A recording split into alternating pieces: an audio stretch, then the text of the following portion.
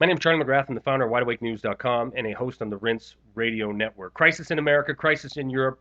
Greece is burning, fiscal cliff looming, Dow continues to plummet. More fear, more panic, more crisis. We govern by crisis in the United States of America.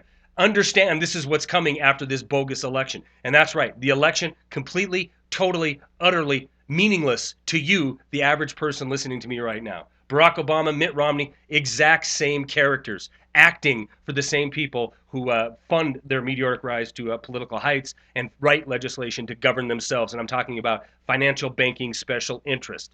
There's no recovery coming in under Obama. There was no recovery coming under Romney. Let's look at the simple facts. In 2007, the U3 unemployment rate, 4.6%. In 2012, 8%. The participation rate, in order to get this 8%, had to be lowered from 63% to 58.5%. The average income, household median income, $55,039 in 2007, 4 short years ago. 5 years later, hundreds of billions, if not trillions of dollars being spent in order to rescue a bunch of banks, and personal income. We create all this money out of thin air, and personal income still falls by nearly $5,000 from $55,000 to $50,000. How about net worth? The average net worth in this country is $126,400 in the year 2007. Again, billions, hundreds of billions, trillions of dollars being spent on your behalf. At least that's what you're told by the so-called left and so-called right. Net worth has fallen from 126 to $77,000, a 39% decrease in net worth in this country. The housing market where the middle class puts their stores their wealth.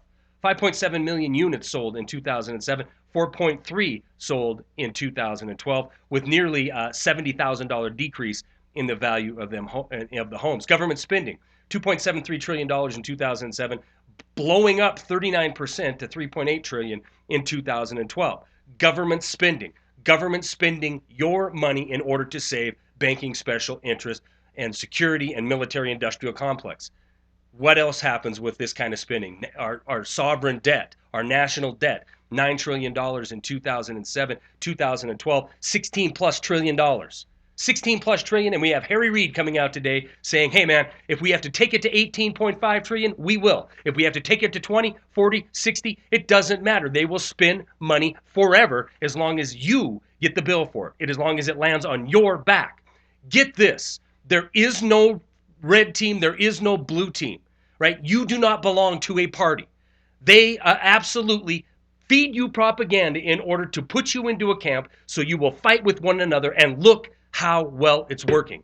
We have this country ripping itself apart right now, blaming each other. Who do we blame for where we're at? Who do we blame for this destruction of the economy in the United States and the Western world? Well, the answer is real simple. If you open your eyes, wake up, and look at the numbers. In 2007, the biggest Wall Street firms controlled 66% of the deposits in the United States of America.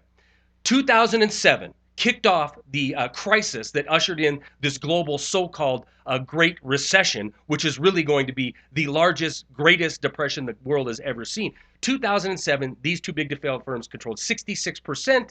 And after years and years and trillions of dollars and mountains of legislation and all this hoopla out of Washington, D.C., that banking is under control, these same institutions control 74% of all the deposits, all the economy in this country. They can borrow money, unlimited amount of money, from a Federal Reserve system that they control at zero, and then give that money back to the Fed and get interest on it that you and I get to pay for. The system isn't Democrat or Republican. This money isn't spent to benefit Democrat or Republican. It's time to wake up, open your eyes, and realize that we have one party. This party is dominated by special banking interests. It's writing legislation, it's funding political careers, and it is usurping your financial freedom. This is the truth of where we're at, and it's time to wake up and realize it, because what you see happening in Greece and Europe and the rest of the world right now, it is coming here. It is 100% unavoidable. Stories are attached. That's all I got.